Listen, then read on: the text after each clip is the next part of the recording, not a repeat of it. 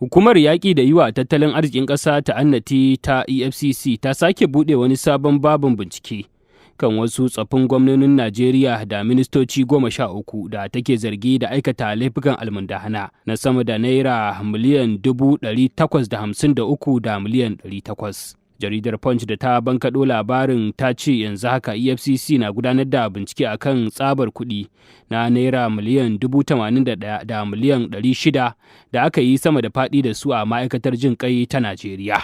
Sauran tsoffin gwamnonin da binciken ya shafa dai sun haɗa da tsohon gwamnan jihar Nasarawa Abdullahi Adamu da na Kano Rabi Musa Kwankwaso da tsohon gwamnan jihar Rivers Peter Odili da na Abia Tiode Oji da na jihar Gombe Danjuma Goje, sai Aliyu Mako na Sokoto da na Bayelsa Timothy Silba sai kuma na Jigawa Sule Lamido.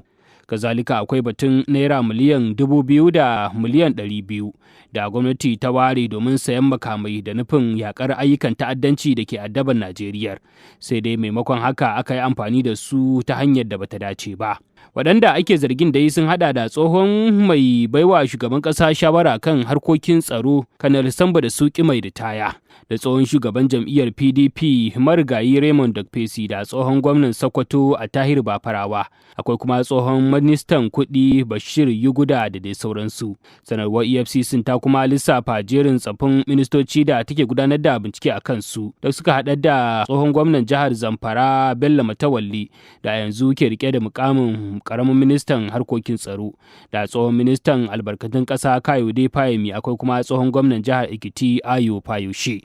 Hukumar kare haƙƙin bil'adama ta ƙasa ta karɓi ƙorafe-ƙorafe 752 da ke da nasaba da cin zarafi a jihar Filato tsakanin watan Janairun shekarar 2023 zuwa Nuwambar wannan shekara. Wata jami'a a hukumar Bincike Abi ita ce ta bayyana haka a ranar Litinin dinnan a birnin Jos. A cewar Abi, ƙorafe-ƙorafe sun shafi na tsare mutane ba bisa ƙa'ida ba, kisan kiyashi, cin zarafi, fyaɗe da auren dole da kuma cinye gado. Jaridar Punch ta rawaito jami'ar na cewa an kammala bincike akan galibin ƙorafe-ƙorafen, sai dai akwai waɗanda ake aiki a kansu, lamarin da ya shafi mutum 1,053 cikinsu har da mata 166 da yara 463. Majalisar bayar da shawara ta jam'iyyu IPAC ta yi kira da a samar da shugabanci na gari bayan da kotun koli ta yanke hukunci kan rigingimun gwamnoni daban-daban. Shugaban kungiyar IPAC na ƙasa Abdulhaji Yusuf Ɗantalle ne ya buƙaci hakan a wata sanarwa da ya fitar a ranar Lahadi a Abuja. Ɗantalle ya taya ɗaukacin jam'iyyu da suka yi nasara a hukuncin da kotun kolin ta yanke akan zaben gwamnoni. Ya taya gwamnan Kano Abba Kabir Yusuf da Caleb Mutfwang na jihar Plateau da Francis Mfuru na jihar Ebonyi da Alex Oti na Abia murnar nasarar da suka samu. Ɗantalle ya kuma yaba wa sauran 'yan takarar da jam'iyyunsu ba su yi nasara a kotun kolin ba da su karɓi ƙaddara da ba da gudunmawa wajen ɗorewar demokuraɗiyyar Najeriya.